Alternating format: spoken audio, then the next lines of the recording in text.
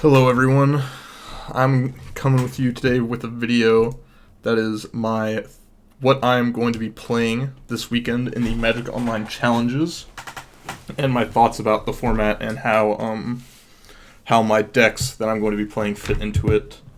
The first format I'm going to be focusing on today is Modern, and right now I think with the new edition of Throne of Eldraine, there was a very interesting card that got added to the format, which is Emry, Lurker of the Loch. Costs one less for each artifact you control, and you can tap it to play an artifact out of your yard until the end of turn. There was the deck before Throne of Eldraine came out that was Urza Doxical Outcome, or Urza Paradoxical Outcome, a bunch of just like random artifacts along with Sai and Saheeli, and you'd eventually just kill with either taking an extra turn with Nexus of Fate after drawing basically your whole deck, or you would kill with a grinding station or something along those lines. What Emry added to the deck is an added layer of consistency. You can just like play it early on, get artifacts out of your yard, like Mishra's Bauble or Arcum's Astrolabe, that allow you to just keep grinding through your deck, or Mox Opal or Mox Amber to add mana to get to Urza or Paradoxical Outcome quicker, as well as making those cards better. Now, Emry made Mox Amber significantly more consistent, its ability to give mana, as now you have Emry, Sai, Saheeli, and Urza, all cards, making it so Mox Amber turns on. So you're basically allowed to play 4 in the deck now and have it be a consistent Mox Opal type card.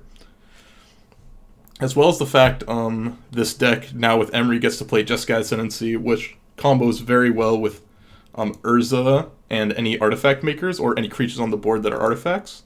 Allows Urza to make massive amounts of mana, draw through your whole deck, make your guys huge, as well as having an infinite combo with Emry and one Mishra's Bauble, or 2 Mox Ambers, or 2 Mox Opals.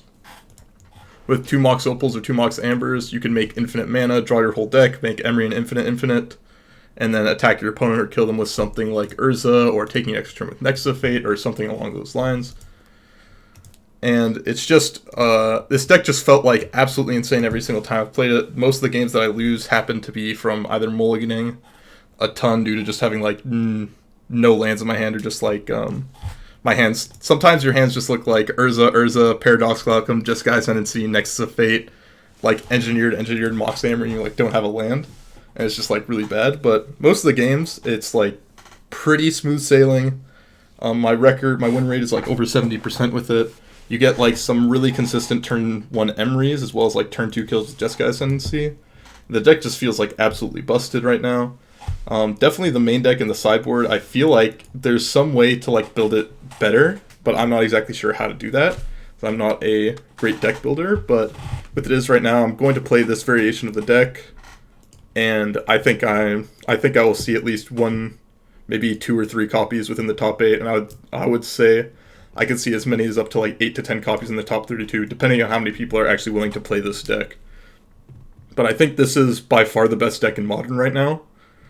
People will slowly figure that out, and I think you'll see great results both from the Modern Challenge as well as the SCG on other tournaments that are going to go on this weekend. And if I were to say like one of the bad matches for it, I would say is like Burn is kind of rough because they have Eidolon in game 1, Eidolon the Great Rebel, which makes it very hard to combo off with both Emry and like go off with Paradoxical Outcome and Urza. But you still just like, if they don't have Eidolon, it's very hard for them to disrupt you just like going off with some variation of your deck and just killing them within the same turn pretty easily. And it sometimes it's difficult with Eldrazi Tron as well, because they have Karn the Great Creator as well as Chalice of the Void on 0 and sometimes higher, even on 3 and 4 I've seen at times. But besides those decks, it feels pretty smooth sailing through most of the format. If you're playing against a combo deck, just combo them quicker with Emry and Ascendancy. If you're playing against a value deck like Jund, just draw Paradoxical Outcome, draw your whole deck essentially, and Urza, and just you get infinite value. It's really hard to go wrong with any like combination of cards in this deck. So this is definitely my decision for the Modern Challenge, and I think anyone trying to win the Modern Challenge should pick this deck.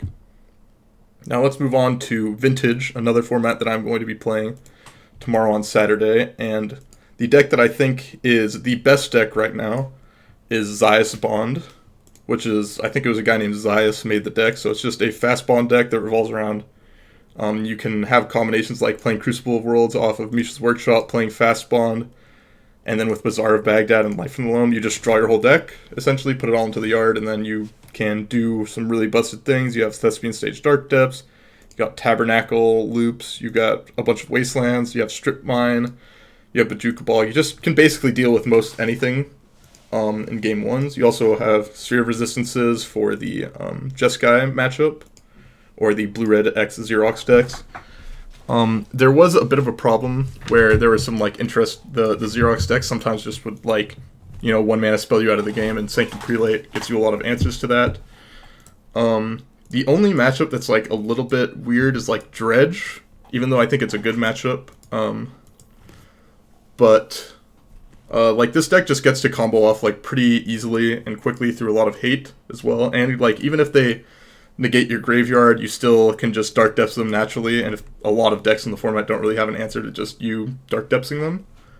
And if you're trying to get Wastelanded a lot by workshops, if you land a Crucible Worlds, it really negates that a lot. You also have against the go wide quick strategies both Tabernacle and where is it? Glacial Chasms, which with Crucible Worlds out and either a Fast Bond or just Fast Bond in this variation, you just can basically lock them out of the game forever. So, with if you have Glacial Chasm out and Fast Bond, you can play every land, and you won't take any damage because of how Glacial Chasm reads. So I think this deck is very, very powerful, and the metagame hasn't necessarily adapted to it quite yet, and I think it's a very, very good deck and possibly the best deck in the format right now. Other good decisions for this metagame, I think, is Paradoxical Outcome, Dark Petition Storm, White Eldrazi if you want to fight the Storm decks, and the Jeskai Xerox decks. But I think this deck has a really big problem with Xayah Spawn coming up on the map, as it's very hard to deal with this deck. Can't really realistically beat a Glacial Chasm. Very hard to beat a Dark Depths combo, as well as it having an abysmal matchup versus both Survival and Ravager shops. The deck that I'm going to be playing, because I don't have access to the cards of Xayah Spawn without spending hundreds of tickets, I'm going to be playing Ravager's Shops, which I think is getting less hate towards it now. And I think it is still a very, very powerful deck with Sphere Resistances, Trinisphere. I also see the new variations with Stonecoil Serpent, which I think is very, very powerful. It's a card that you just dump all your mana into, especially if you have Double Mishra's Workshop or something, and you just get to attack through basically everything. It gives you the feeling of a Thought-Knot Seer Reality Smasher type card, which Jeskai or Blue-Red X Xerox decks had a really hard time with. So I think this card is a great new addition. You still get to play one of the best cards in Vintage Mystic Forge. You also have a very good package of dealing with just locking out decks from playing their cards with Sphere Resistances and the Trinisphere. We also have an answer to the Xayah Spawn decks in the form of Wastelands and Leyline of the Voids out of the board, along with Pithing Needles. Pithing Needle very good against shutting off a lot of the important lands. So I think this deck is still a very, very top-tier deck and is something that could easily top 8 and potentially even win the Vintage Challenge as well. And that is why I'm going to play it. On to the next format, we've got Legacy. I'm going to be playing Eldrazi Stompy. It's what I played last week in the Legacy Challenge. I almost made top 8. I think I possibly messed up in my last round to lose. It was a little bit rough, but I think this deck is very, very good. It has a pretty reasonable Delver matchup, as well as the fact that the Jeskai Mentor matchup I think is fine. You just have a lot of very big guys that disrupt what they're doing, and you have answers to Mentor in the form of Dismember. Even Jite and Chalice of the Void is very powerful against the mono 1-drop decks in the format. You still have answers to Golgari Depths in the form of Wasteland, as well as Endbringer, just stopping the depths straight out. And while your game against combo is a little bit rough sometimes, like Red-Black Reanimator, you do have Leyline of the Void and on the play Chalice on 1. So sometimes you just lose to the deck. What I did a lot of the games that I lost to was just drawing a bunch of lands or drawing the wrong half of my deck in the wrong matchup. But I do think this deck is very, very powerful and right for the metagame right now without too much Sneak and Show or Red-Black Reanimator kind of gumming up the works for you to fight through. Finally, the Pauper Challenge, which I'm always not a big fan of. Where's the deck? I think right now Tron is a good deck to play. I personally don't like the format very much, and I don't play it as much, so take this suggestion with a grain of salt, but I think Tron is pretty good against the Jeskai Flicker decks that are going around right now, as well as having Stonehorn Dignitary locks against the Mono Green Aggro deck, which is also being played a lot right now. And I think this is you just go very big. You've got little to no mana problems with Arkham's Astrolabe being printed along with Prophetic Prism still in the deck. You just get to fog your opponents out, draw infinite cards, and eventually like basically lock them out of the game forever. And I think this is a very powerful deck right now, especially with aggro being on the rise. Or at least the mono green aggro deck. If you think a lot of mono red aggro or mono red burn is coming around, I would go and stick with the Jeskai Flicker deck, both of which I think are very powerful decks and could easily win the tournament. And I think will put large numbers in the top 8 as well as the top 32.